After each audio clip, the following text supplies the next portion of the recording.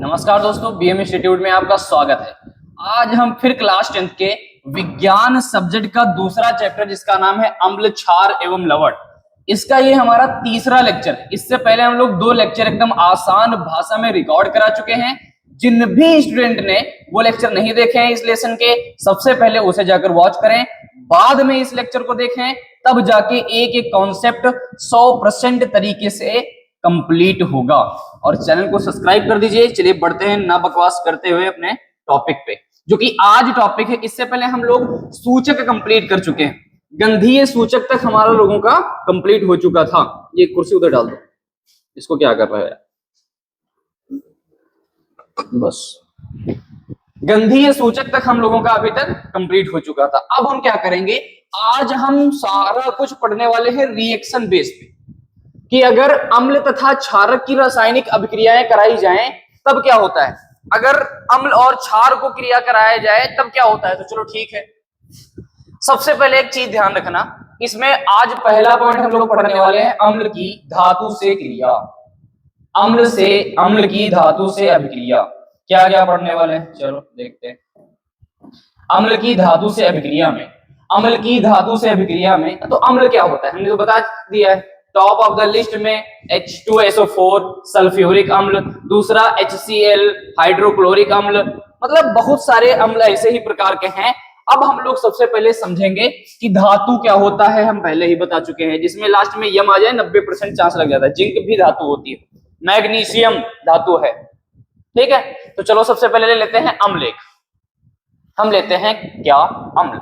जब भी किसी अम्ल को एक अम्ल लेते हैं, कौन सा ले लेते हैं यार, पहले हम तुमको बता देते हैं एक अम्ल कौन सा ले लेते हैं।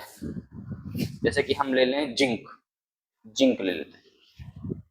क्या ले लेते हैं, जिंक। अभी हमने बताया जिंक को अगर किसी धातु के साथ क्रिया कराएंगे, हम पूरा टोटल क्लियर कराएंगे। एक धातु हमने ले लिया है क्या, जिंक।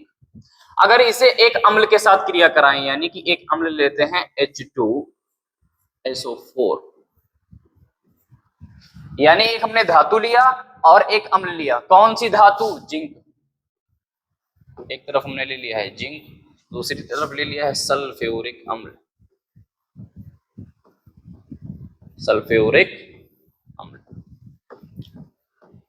अब एक तरफ है जिंक, एक धातु है, दूसरी तरफ है क्या, सल्फ्यूरिक अम्ल।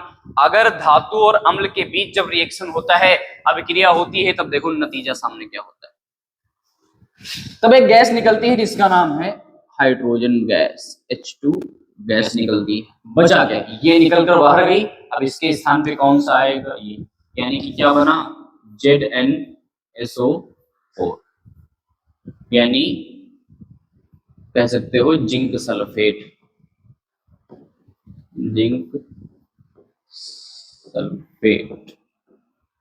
जिंक सल्फेट बना और एक गैस निकली जिसका नाम है हाइड्रोजन गैस।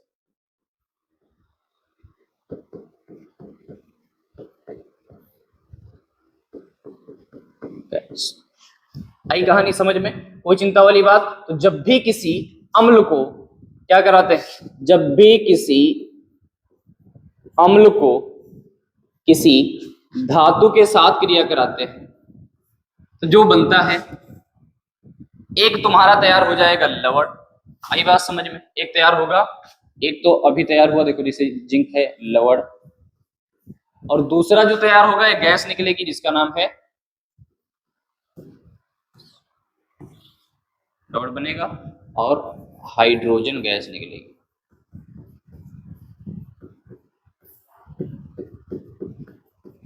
हाइड्रोजन गैस निकलती है। कहानी समझ में आई। चलो अगर दूसरा उदाहरण अब की बात ले लेते हैं, दूसरा उदाहरण ले लेते हैं, कौन सा, एक अलग तरीके से काम करते हैं अब की बार। दूसरा उदाहरण ले लेते हैं मैग्नीशियम। एक धातु ले लेते हैं मैग्नीशियम, और प्लस उसके साथ मिलाते हैं कौन सा अम्ल, एक नाइट्रिक अम्ल मिला देते हैं, HNO3 नाइट्रिक अम्ल, यानी HNO3। जो बनेगा, तो सबसे पहले तो एक लवण बनेगा, कौन सा, मैग्नीशियम Mg NO2 का होल ट्वाइस, सॉरी NO3 का होल, NO3 का होल ट्वाइस एक लवण बना और प्लस कौन सी गैस बाहर निकलेगी, हाइड्रोजन गैस निकलेगी। यानी समझ में आ रहा है कि जब भी किसी अम्ल को धातु के साथ क्रिया कराते हैं तब एक लवण निकलता है, हाइड्रोजन गैस निकलती है। मान लेते हैं ये हमारे पास टेस्ट ट्यूब, ये बॉटल हम मान लेते हैं टेस्ट ट्यूब। इसमें हमने क्या किया, सबसे पहले हमने इसमें ये अम्ल भर दिया, मान लेते हैं जो पानी है ये अम्ल है, और कुछ धातु के टुकड़े इसमें डाल दिए। फिर जैसे उसके अंदर अभिक्रिया होगी तो एक गैस इस माध्यम से निकल रही होगी। वो कैसे पता करेंगे कि हाइड्रोजन गैस ही, तो जलती माचिस की तीली लेकर जाएंगे, और जैसे ही अगर हाइड्रोजन गैस निकल रही होगी तो माचिस की तीली और जलने लगेगी, यानी तुरंत आग पकड़ लेगी। बात समझ पा रहे हो? अगर आग पकड़ ले तो तुम समझ जाओ कौन सी गैस निकल रही है टेस्ट ट्यूब से, हाइड्रोजन गैस निकल रही है। समझ में आ रही बात? कोई चिंता वाली बात? तीसरा रिएक्शन अगर हम लोग करना चाहें, इसका नाम लिख लेते हैं। एक तो हमने लिया मैग्नीशियम, मैग्नीशियम ले लिया। दूसरा यहां ले लिया है नाइट्रिक अम्ल, एक अम्ल लिया है जिसका नाम है नाइट्रिक अम्ल। आई बात समझ में? कोई चिंता वाली बात? और अब हम बात करेंगे, एक और लेते हैं जिंक। अब की बार फिर ले लेते हैं जिंक और इसको कराते हैं HCl के साथ। जब HCl के साथ कराते हैं तो ये बन जाएगा ZnCl2, जिंक क्लोराइड बनेगा, और दूसरा कौन सी गैस निकलेगी, हाइड्रोजन गैस निकलेगी। जब हम जिंक को लेते हैं, यानी जिंक एक धातु है, एक अम्ल मिलाया तो क्या बन जाएगा, जिंक क्लोराइड बनेगा, यानी कि एक लवण बना और दूसरा गैस निकलेगी जिसका नाम है हाइड्रोजन गैस। एक एक टॉपिक बड़ा आसान है। हाइड्रोजन गैस कैसे, जब जलती हुई माचिस की तीली लेकर जाओगे वो तुरंत और जलने लगेगी, यानी और बर्न होगी, और ज्यादा लो पकड़ लेगी, और ज्यादा आग उसमें आएगी। कोई चिंता वाली बात? इसको बोलते हैं जिंक क्लोराइड।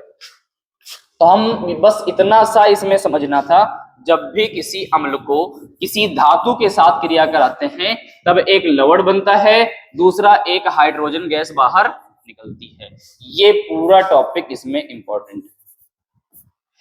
बस अब अगली टॉपिक पे बढ़ते हैं। अगर क्षारकों की धातु से अभिक्रिया करा दे, जो हमारे बेस होते हैं, जो क्षार होते हैं, अगर उसकी क्रिया हम धातु से कराते हैं तब क्या नतीजा सामने आता है, तब भी नतीजा सेम ही आएगा।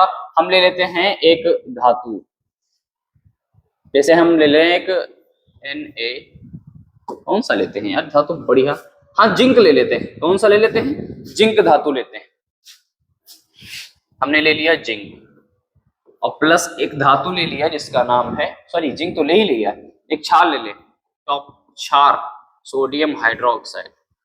जब भी इस जिंक का सोडियम हाइड्रोक्साइड के साथ क्रिया कराते हैं तब एक लवण बनेगा और हाइड्रोजन गैस इसमें भी रिलीज होगी। जैसे कि जो बनेगा इसको बोलते हैं Na2 बनेगा, और क्या बनेगा, Na2 ZnO2।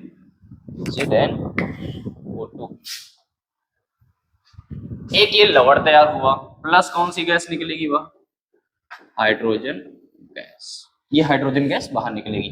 यानी कि कहानी का मतलब ये है, हमने पहले ले लिया जिंक, ये एक प्रकार का धातु था। जैसे ही हमने मिलाया एक क्षार के साथ जिसका नाम था सोडियम हाइड्रोक्साइड, सोडियम हाइड्रोक्साइड के साथ क्रिया कराया तो हमारा जो एक बना है उसे बोलते हैं सोडियम जिंकेट। एक लवण बना जिसका नाम है सोडियम जिंकेट।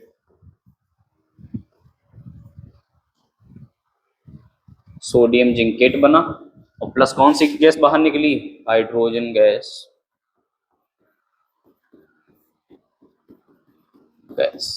कहने का मतलब है, जब भी किसी क्षार को, या कह सकते हो जब भी किसी धातु को किसी क्षार के साथ या क्षारक के साथ क्रिया कराते हैं तो जो बनता है, एक तो लवण बनेगा, सेम पुराना फंडा, और प्लस एक गैस निकलेगी जिसका नाम है हाइड्रोजन हाइड्रोजन गैस। बहुत सरल टॉपिक, बस इसमें इतना ये पॉइंट ध्यान रखना है, जब भी किसी धातु को किसी क्षारक के साथ अभिक्रिया कराते हैं तो जो बनता है, दो चीजें बनती हैं, एक हाइड्रोजन गैस निकलेगी, दूसरा एक लवण बनेगा। आई बात समझ में? हाइड्रोजन गैस उत्पन्न करते हैं और सभी धातु हाइड्रोजन गैस उत्पन्न नहीं करते। आई बात समझ में? चलो हम अगला पॉइंट बढ़ते हैं। अगले पॉइंट में हम लोगों का क्या है, अगले पॉइंट में ये तो समझ में आ गया, कोई चिंता वाली बात, बड़ा सरल टॉपिक से, थोड़ा गला दर्द कर रहा है इसलिए बहुत स्लो बोल रहे हैं। जब भी किसी धातु को क्षारक के साथ अभिक्रिया कराएंगे, एक लवण बनेगा, दूसरा हाइड्रोजन गैस बनेगी। कहानी समझ में आ रही है? बिल्कुल। चलो अब बढ़ते हैं अम्लों की धातु कार्बोनेट से क्रिया। कोई अम्ल होगा और धातु की जगह पे कुछ भी ले लेंगे। कार्बोनेट का मतलब होता है क्या? CO3। जैसे हम ले लेते हैं एक धातु का नाम ले लेते हैं, जैसे का नाम है कैल्शियम। धातु ले लिया और इसमें जोड़ दो CO3, यानी ये क्या हो गया? Calcium. Calcium carbonate, calcium carbonate, धातु कार्बोनेट। धातु का नाम ले लो और आगे लगा दो। जैसे यहां ले लेते हैं Mg, मैग्नीशियम, तो मैग्नीशियम कार्बोनेट हो जाता। आई बात समझ में? कोई चिंता वाली बात? तो बस एक पॉइंट ध्यान रखना, जब भी किसी धातु को किसी के साथ, सॉरी, जब भी किसी अम्ल को या धातु कार्बोनेट, जब भी किसी धातु को कार्बोनेट के साथ अभिक्रिया कराते हैं, कार्बोनेट लिख लेते हैं, जब भी किसी धातु कार्बोनेट को, सही लिखो यार, कलर बदलते हैं, धातु कार्बोनेट, गलत ही हो रहा है, धातु कार्बोनेट के साथ अगर किसी अम्ल की अभिक्रिया कराते हैं तो जो बनता है एक लवण बनेगा, जल बनेगा, कार्बन डाइऑक्साइड बनेगी। एक लवण तैयार होगा और जल बनेगा यानी H2O प्लस एक कार्बन डाइऑक्साइड गैस निकलेगी, carbon dioxide, carbon dioxide gas निकलेगी। कहानी समझ में आ रही? ये पॉइंट बस ध्यान रखना कि इंपॉर्टेंट है। जब भी कार्बोनेट, किसी धातु कार्बोनेट को अम्ल के साथ अभिक्रिया कराएंगे तो हमेशा कौन सी बनेगी? वो लवण बनाएगा, जल बनाएगा और कार्बन डाइऑक्साइड गैस बनाएगा। जैसे कि हम ले लेते हैं एक sodium carbonate, sodium carbonate sodium carbonate लेते हैं, जैसे कि Na2CO3, इसे बोलते हैं सोडियम कार्बोनेट। क्या बोलते हैं? Sodium carbonate. जब भी किसी सोडियम कार्बोनेट को यानी धातु कार्बोनेट को हम किसी अम्ल के साथ क्रिया कराते हैं, कौन से अम्ल के साथ क्रिया करा रहे हैं? अब की बार HCl के साथ करा ले, HCl। तो जो बनेगा, देखो, एक तो बन जाएगा, एक तो पहला तो पॉइंट ध्यान रखना, एक तो बनेगा यहां जल H2O और प्लस एक गैस निकलेगी जिसका नाम है CO2 गैस। आई बात समझ में? अब एक लवण बनेगा, कौन सा लवण? NaCl, एक बना सोडियम क्लोराइड,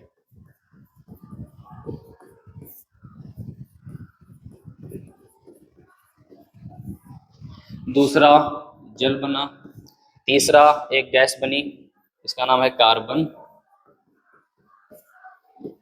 डाइऑक्साइड। कहानी समझ में आ रही? तो जब भी धातु कार्बोनेट को किसी अम्ल के साथ क्रिया कराते हैं तब एक लवण बनेगा, दूसरा जल बनेगा, तीसरा कार्बन डाइऑक्साइड बनेगी। अब देखो, मान लेते हैं इसमें हमने डाल दिया एक अम्ल, ये पानी जो पड़ा हुआ अम्ल है, फिर इसमें हमने डाल दिया एक सोडियम कार्बोनेट, फिर इसमें गैस निकल रही होगी, जल तो बनेगा। जल तो बनेगा ही, लेकिन एक गैस निकलेगी। तो कैसे पता करें कि कार्बन डाइऑक्साइड गैस है? हाइड्रोजन गैस में हमने पढ़ा था, जब हाइड्रोजन गैस निकल रही होगी, जलती हुई माचिस की तीली लेकर जाओगे, वो और आग पकड़ लेगी। लेकिन अगर कार्बन डाइऑक्साइड गैस निकल रही होगी तो तुम जलती हुई माचिस की तीली लेकर जाओगे, वो अपने आप बुझ जाएगी। वो लोग देखा होगा, माचिस की तीली जलाते हैं, तुरंत मुंह में रख लेते हैं, वो तुरंत बुझ जाते हैं। क्यों? क्योंकि हम ऑक्सीजन ले रहे हैं और जो निकाल रहे हैं उसे कार्बन डाइऑक्साइड बोलते हैं। तो कार्बन डाइऑक्साइड आपको बुझा देती। ज्यादातर जो लोग फ्री वो क्या होते हैं, फायर ब्रिगेड वाली टीम जो होती है आग बुझाने वाली, तो ज्यादातर किसको लेकर घूमती है? उस सिलेंडर में ज्यादातर मात्रा में कार्बन डाइऑक्साइड होती है और कार्बन डाइऑक्साइड तुरंत आग को बुझा देती है। बस इतनी बात ध्यान रखना, कोई चिंता वाली बात। चलो हम लेते हैं एक दूसरा भी परीक्षण कर लेते हैं। एक धातु कार्बन, धातु ले ले, कैल्शियम, दूसरा कार्बोनेट, यानी ये धातु कार्बोनेट है, कैल्शियम कार्बोनेट इसका नाम है, calcium, calcium carbonate, calcium carbonate. अगर कैल्शियम कार्बोनेट की क्रिया एक अम्ल के साथ कराएं जिसका नाम है H2SO4, और तुम लोग सारे अम्लों को बैलेंस कर लेना, संतुलित करते जाना। चलो, ये था कौन सा? हाइड्रोक्लोरिक अम्ल, हाइड्रोक्लोरिक अम्ल। और जब अब हमने लिया है सल्फ्यूरिक अम्ल, सल्फ्यूरिक अम्ल। अब कैल्शियम कार्बोनेट की क्रिया जैसे ही किसी अम्ल के साथ यानी सल्फ्यूरिक अम्ल के साथ कराते हैं, तब हमारा एक लवण बनेगा, जल बनेगा और कार्बन डाइऑक्साइड निकलेगी। लवण कौन सा बनेगा? CaSO4, calcium sulphate. क्या बनेगा? Calcium sulphate. एक तो लवण बना जिसका नाम है कैल्शियम सल्फेट, दूसरा एक तो जल बनेगा H2, और तीसरी एक गैस निकलती है जिसका नाम है CO2 gas, carbon dioxide gas, carbon dioxide. कैसे पता करेंगे कि कार्बन डाइऑक्साइड गैस निकल रही है? उस टेस्ट ट्यूब के पास जलती हुई माचिस की तीली लेकर जाएंगे। अगर माचिस की तीली बुझ गई, उसकी आग बुझ गई, तो तुम समझ जाना उस टेस्ट ट्यूब से कौन सी गैस निकल रही है? कार्बन डाइऑक्साइड गैस निकल रही है। टोटल कहानी समझ में आ रही है? तो बस कहने का मतलब यही था, जब भी किसी धातु कार्बोनेट को अम्ल के साथ क्रिया कराते हैं, हमेशा तीन चीजें बनती हैं, एक लवण बनेगा, दूसरा जल बनेगा, तीसरा कार्बन डाइऑक्साइड गैस बनेगी। कार्बन डाइऑक्साइड ही गैस निकल रही है, कैसे पहचानेंगे? अगर उस टेस्ट ट्यूब के सामने जलती हुई माचिस की तीली लेकर जाएंगे, अगर कार्बन डाइऑक्साइड गैस निकल रही होगी तो टेस्ट ट्यूब से जो गैस निकल रही होगी कार्बन डाइऑक्साइड, तो माचिस की तीली जैसे ही आप उसके आगे करेंगे वो बुझ जाएगी। लेकिन अगर और आग पकड़ लेगी तो तुम समझ जाना हाइड्रोजन गैस निकल रही है। बस दो चीजें, हाइड्रोजन गैस आग पकड़ती है, कार्बन डाइऑक्साइड गैस आग बुझा देती है। बस इतनी सी बात है। अब हम बात करेंगे किसके बारे में? अब हमारा चौथा पॉइंट है अम्लों की धातु हाइड्रोजन कार्बोनेट से क्रिया। अम्ल तो समझ में आता है, धातु हम ले लेते हैं कौन सा? सोडियम Na ले लें। हाइड्रोजन बीच में लगा देना H। Sodium hydrogen carbonate, carbonate का मतलब क्या होता है? CO3। तो इसी को हम बोल देंगे धातु कार्बोनेट, धातु हाइड्रोजन कार्बोनेट। आई बात समझ में? चलो अम्ल के साथ कराते हैं इसकी क्रिया, कौन सी? यही ले लेते हैं। हमेशा ध्यान रखना इसमें भी क्या होगा, जब भी किसी धातु हाइड्रोजन कार्बोनेट को किसी भी अम्ल के साथ क्रिया कराएंगे, जो नतीजे सामने आएंगे, एक तो लवण बनेगा, सेम वही वाली बात, एक लवण बनेगा, दूसरा जल बनेगा, तीसरा CO2 गैस निकलेगी, यानी कि कार्बन डाइऑक्साइड गैस निकलेगी। हमको सिर्फ इतना ध्यान रखना है, तीन चीजें बनती हैं, एक लवण, एक जल और दूसरा जब भी किसी धातु कार्बोनेट को अम्ल के साथ क्रिया कराते हैं लवण, जल और कार्बन डाइऑक्साइड गैस बनती है। चलो हम ले लेते हैं, क्रिया कराते हैं एक एक। ये पंखा है यार हमारा।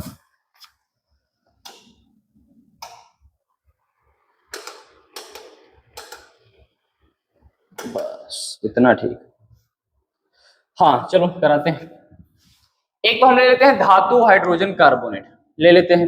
धातु यानी कि सोडियम, H मतलब हाइड्रोजन और कार्बोनेट मतलब CO3। ये हमने ले लिया सोडियम, H से मतलब हाइड्रोजन, CO3 का मतलब कार्बोनेट। ये हमने ले लिया एक, ठीक। दूसरा इसमें हमने अम्ल मिला दिया HCl यानी कि हाइड्रोक्लोरिक अम्ल।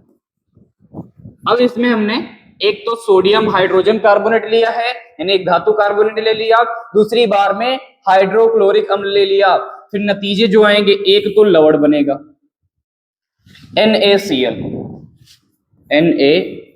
बना यानी कि सोडियम क्लोराइड,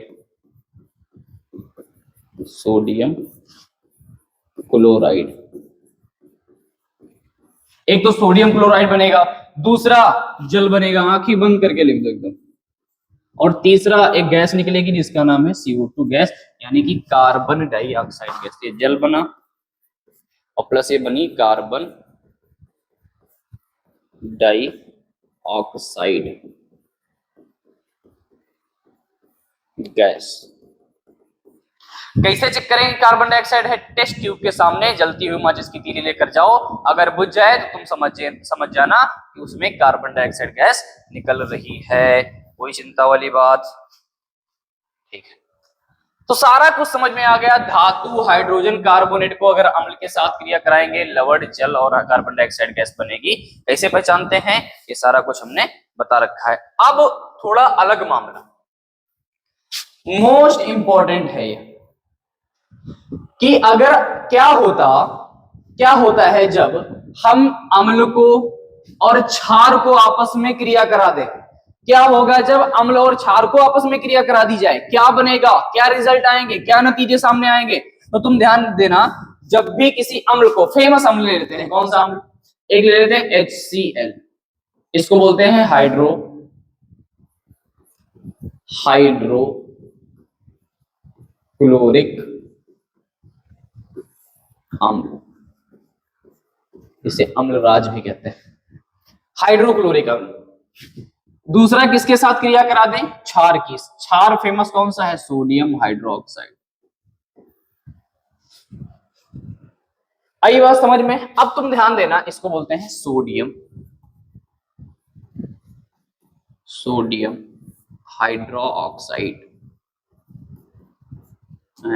क्या लिखने लगता है भाई? Sodium,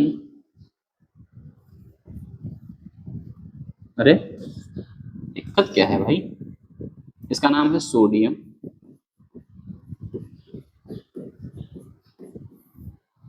hydroxide.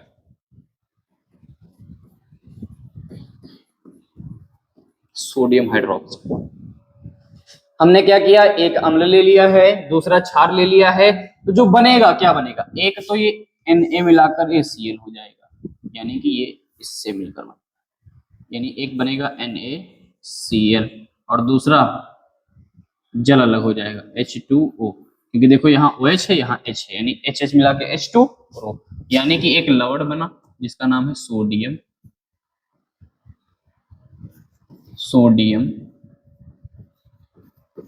क्लोराइड। ये सोडियम क्लोराइड बना, दूसरा क्या बना? जल बना। तो नतीजा सामने यही आया है कि जब भी किसी अम्ल को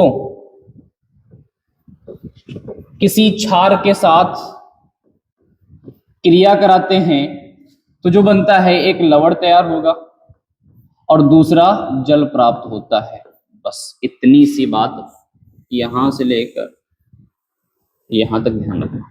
जब भी किसी अम्ल को क्षार के साथ क्रिया कराते हैं तो जो प्राप्त होता है वो लवण प्राप्त होगा और जल प्राप्त होगा। कोई चिंता वाली बात? तब तक पानी पी लेते हैं।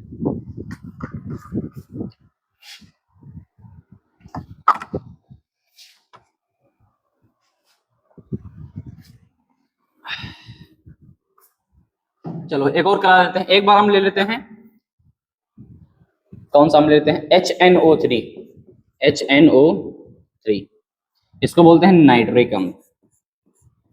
नाइट्रिक अम्ल।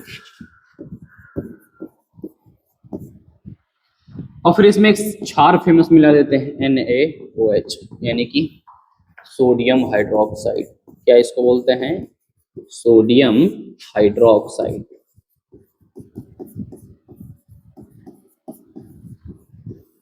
Sodium hydroxide. नतीजा जो सामने आता है, एक तो लवण बनेगा। क्या बनेगा? एक तो लवण बनेगा। क्या बन जाएगा? एक तो जल अलग कर लेते हैं, यानी ये H और ये H, यानी एक तो H2O तो अलग हो जाएगा, कह सकते हैं H2O जल अलग। बचा क्या? बचा NaNO3 सोडियम नाइट्रेट। क्या बना? Sodium nitrate.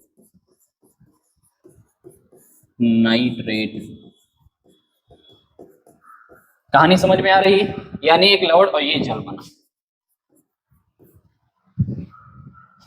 आई बात समझ में? तो जब भी किसी अम्ल और क्षार को आपस में क्रिया कराते हैं तो ही नतीजे सामने आते हैं। एक तो जल बनेगा, दूसरा लवण बन जाएगा। इससे ज्यादा अपन को कुछ पढ़ना नहीं है। अब देखो क्या होता है। अब हम समझेंगे ये वाला टॉपिक। इसमें क्या है, यहां से इसको यहां इससे कर लेते हैं, ये दोनों सारी चीजें समझ लेते हैं। ठीक, कह रहा है जब धातु ऑक्सीजन के साथ मिलता है तो धात्विक ऑक्साइड बनाता है। जैसे कि हम ले लेते हैं धातु मैग्नीशियम, Mg, मैग्नीशियम। एक हमने धातु ले ली है मैग्नीशियम। अगर इसको जोड़ देंगे किसके साथ? ऑक्सीजन के साथ, O2 के साथ।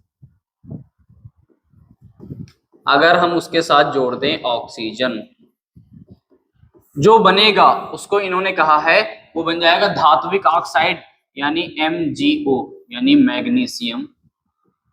धात्विक का मतलब मैग्नीशियम ऑक्साइड।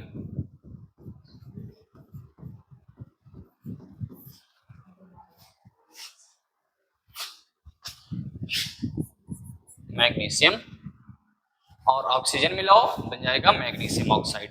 धातु ऑक्साइड इसे बोलते हैं, धात्विक ऑक्साइड। लेकिन अगर उधर हमें हम ले ले एक अधातु कार्बन। क्या ले लेते हैं?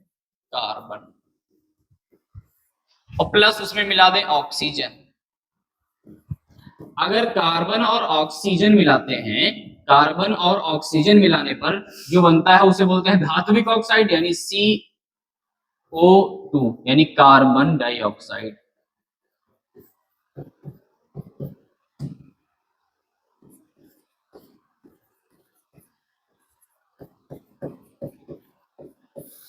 कार्बन डाइऑक्साइड, यानी ये तो समझ में आ रहा है वो धात्विक ऑक्साइड बनेगा। ये भी समझ में आ रहा है। इसको हम बैलेंस कर देते हैं 2 से।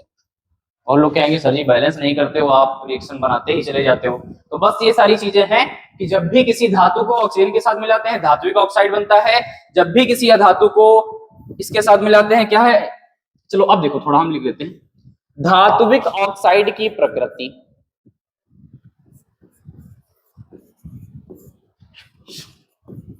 धात्विक ऑक्साइड की प्रकृति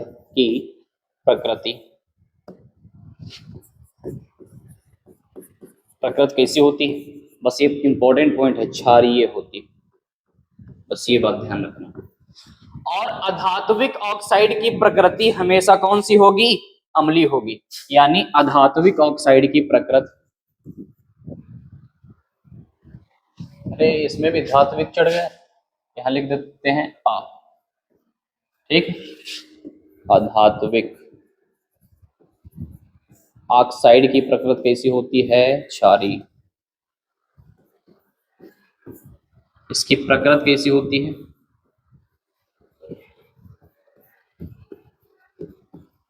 क्षारीय होती है। सॉरी, इसकी प्रकृति होती है अम्लीय।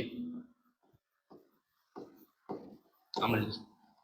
कहानी समझ में आ रही है? तो जब भी किसी धातु को ऑक्सीजन के साथ मिलाते हैं धात्विक ऑक्साइड बनता है, उसकी प्रकृति कैसी होती है? क्षारीय होती है। और जब भी किसी अधातु को ऑक्सीजन के साथ मिलाएंगे अधात्विक ऑक्साइड बनेगा। अधात्विक ऑक्साइड की प्रकृति कैसी होती है? अम्लीय होती है। कहानी समझ में आ रही है या नहीं? अब अपने अगले टॉपिक में बढ़ेंगे, अगले टॉपिक पे, लास्ट और आखिरी टॉपिक। वो कह रहा है क्या होता है जब अम्ल और क्षार का जल में क्या होता है? अगर अम्ल और क्षार को जल में घोल दें तो क्या होगा? भाई सिंपल सी बात है, अम्ल को अगर जल में घोलते हैं तो H+ आयन आता है। अगर अम्ल को जल में घोला जाए तो कौन सा आयन निकलता है? H+ आयन निकलता है। अगर क्षार को जल में घोला जाए तो कौन सा आयन निकलता है? OH- आयन निकलता है। यानी उसमें हाइड्रोक्साइड आयन निकलता है, इसमें हाइड्रोजन आयन निकलता है। चलिए ट्राई करते हैं। अगर हम ले लें HCl, तो इसको अगर जल में घोलें तो जल में घोलने पर क्या होता है? इसमें H+ आयन देता है, ये H+ आयन देता है जल में, और ये क्लोरीन अलग हो जाता है। आई बात समझ में? तो ये अम्ल का होगा। लेकिन अगर हम ले लेते हैं क्षार, जैसे हम ले लेते हैं सोडियम हाइड्रोक्साइड। सोडियम हाइड्रोक्साइड जैसे ही इसको हम किसमें घोलते हैं? जल में घोलते हैं। तो सोडियम हाइड्रोक्साइड एक प्रकार का क्षार है, एक प्रकार का क्या है? क्षार। और क्षार जल में घुलने पर कौन सा आयन देते हैं? एक हमेशा OH- आयन देते हैं, OH ऋणात्मक आयन देते हैं, यानी हाइड्रोक्साइड आयन देते हैं। कोई चिंता वाली बात? ये था अम्ल। बस इतनी सी बात ध्यान रखना कि जब भी कोई अम्ल पानी में जाएगा, पानी में घुलेगा, हमेशा H+ आयन देता है। कौन सा आयन देता है? H+ hydrogen ion. लेकिन जब भी कोई क्षार पानी में घुलेगा कौन सा आयन देगा? Hydroxide ion. दूसरा ले लेते हैं, एक हम और क्षार लेते हैं, पोटेशियम हाइड्रोक्साइड। पोटेशियम हाइड्रोक्साइड को अगर आप जल में घोलते हैं, पोटेशियम हाइड्रोक्साइड को अगर आप जल में घोलेंगे तो हमेशा पोटेशियम हाइड्रोक्साइड जल में कौन सा आयन देगा? जल में हाइड्रोक्साइड यानी OH- आयन देगा। बस इतनी सी बात ध्यान रखना। अब जल में क्या होगा? जो H+ आयन है हम ले लेते हैं H+ आयन, और उसको किसके साथ जोड़ देते हैं? उसको अगर हम जोड़ दें हाइड्रोजन आयन को, जल के साथ जोड़ते हैं किसी भी आयन को, हाइड्रोजन आयन को अगर हम जल के साथ जोड़ते हैं तो एक बनता है क्या? H3O, H3O। इसका बहुत इंपॉर्टेंट है, ये रोल ध्यान रखना। H3O इसको बोलते हैं हाइड्रोनियम आयन। अगर H+ आयन जल के साथ घुलेगा तो जो बनता है उसे बोलते हैं हाइड्रोनियम आयन। हाइड्रोनियम आयन,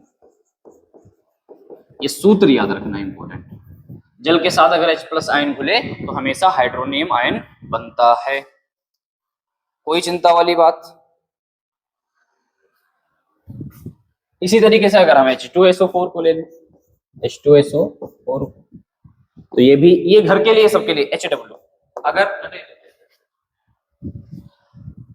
अगर H2SO4 को किसमें मिलाएं? जल में मिलाएं, तब नतीजा क्या होता है? ये तुम्हारा HW है। करके लाओ। तो सारा कुछ समझ में आ गया, कोई चिंता वाली बात? जब भी अम्ल को जल में घोलेंगे H+ आयन देता है, क्षार को जल में घोलेंगे हाइड्रोक्साइड आयन यानी कि OH- आयन देता है। ये सारा कुछ हम लोगों ने आज अम्ल से रिलेटेड जितनी भी क्रियाएं हो सकती थी फिर से एक बार दोहरा देते हैं। जब भी कोई अम्ल धातु से क्रिया करता है दो चीजें बनाता है, एक तो लवण बनाएगा, दूसरा हमेशा हाइड्रोजन गैस निकालेगा। लेकिन जब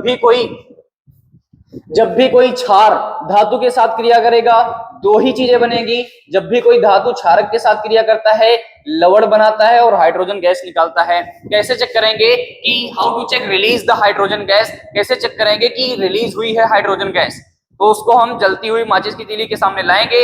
अगर जलती हुई माचिस की तीली और आग पकड़ ले तो तुम समझ जाना उसमें हाइड्रोजन गैस निकली हुई है। दूसरा पॉइंट अगर देखेंगे, अगर अम्लों की धातु कार्बोनेट के साथ क्रिया कराते हैं, अगर किसी धातु कार्बोनेट को अम्ल के साथ मिला दें तो हमेशा जल बनेगा, लवण बनेगा और कार्बन डाइऑक्साइड गैस बनेगी। कैसे चेक करेंगे कि कार्बन डाइऑक्साइड गैस ही रिलीज हुई है? तो उस टेस्ट ट्यूब के सामने आप जलती हुई माचिस की तीली लेकर जाएंगे। अगर वो जलती हुई माचिस की तीली बुझ रही है तो तुम समझ जाना उसमें क्या है, hydrogen sorry CO2 gas, carbon dioxide gas है। अगला हमने पढ़ाया, अगर अम्लों की क्रिया धातु हाइड्रोजन कार्बोनेट के साथ कराई जाए तो अगर धातु हाइड्रोजन कार्बोनेट के साथ अम्ल की क्रिया कराई जाती है तो हमेशा लवण बनता है, जल बनता है और कार्बन डाइऑक्साइड गैस निकलती है। सेम कंडीशन पिछले वाले के तरीके से है, लेकिन कैसे चेक करेंगे कि गैस इसमें कार्बन डाइऑक्साइड गैस ही निकलेगी? कार्बन डाइऑक्साइड गैस ही निकली है इस टेस्ट ट्यूब से, तो उसके सामने तुम जलती हुई माचिस की तीली लेकर जाओ। अगर जलती हुई माचिस की तीली वो बुझ जाती है तो तुम समझ जाना उसमें कार्बन डाइऑक्साइड गैस निकली है। लेकिन अगर जलती हुई माचिस की तीली और आग पकड़ लेती है, उसके साथ और आग पकड़ लेती है, तुम समझ जाना उसमें हाइड्रोजन गैस निकली हुई है। सोचो ऐसे ही, अगर किसी के घर में आग लगी हुई है, तुम हाइड्रोजन गैस का सिलेंडर लेकर बुझाने पहुंच जाओ तो आग जल जाएगी या बढ़ जाएगी? जाहिर सी बात है आग बढ़ जाएगी। लेकिन अगर तुम कार्बन डाइऑक्साइड गैस का सिलेंडर लेकर गए तो विथ इन 5 मिनट के बाद आग बुझ जाएगी। इसी तरीके से हमने पढ़ा क्या होता है जब अगर अम्ल और क्षार को ही आपस में मिला दें, तो तुम समझ जाना अगर अम्ल और क्षार को आपस में मिलाते हैं तो एक तो लवण बनेगा, दूसरा जल बनेगा, इससे ज्यादा उसमें कुछ नहीं बनता। फिर अगला हमने पढ़ा है, अगर धातु को ऑक्सीजन के साथ मिलाते हैं, अगर धातु को ऑक्सीजन के साथ मिलाते हैं धात्विक ऑक्साइड बनता है। धात्विक ऑक्साइड की प्रकृति हमेशा क्षारीय होती है, क्षार प्रकृति का होता है। लेकिन अगर अधातु को ऑक्सीजन के साथ मिला देंगे तो तुम समझ जाना अधात्विक ऑक्साइड बनेगा, और अधात्विक ऑक्साइड की प्रकृति हमेशा अम्लीय होती है।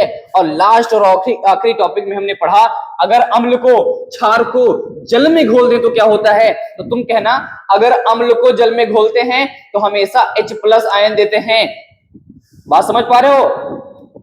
मतलब किसी भी अम्ल को अगर पानी में घोल देंगे तो more then H+ ion release to H+ ion, आई बात समझ में। लेकिन अगर किसी क्षार को जल में घोलते हैं तो हमेशा OH- आयन देते हैं, यानी कि हाइड्रोक्साइड आयन देते हैं। आज हमने यहां तक कंप्लीट किया है, कल अपनी नई जर्नी की शुरुआत यानी pH पढ़ेंगे, पोटेंज ऑफ हाइड्रोजन, ये कल पढ़ने वाले हैं। सारा कुछ आप चैनल को सब्सक्राइब कर लीजिए ताकि इस प्रकार के वीडियो आपको मिलते रहें, जो कि आपके बोर्ड एग्जाम में सारे कुछ पूछे जाने वाले क्वेश्चन है। ये जबरदस्त रिपीटेड क्वेश्चन है, हमने एग्जाम्पल ही वही लिए हैं जो बोर्ड एग्जाम में रिपीटेड है। बस यहां तक, धन्यवाद दोस्तों।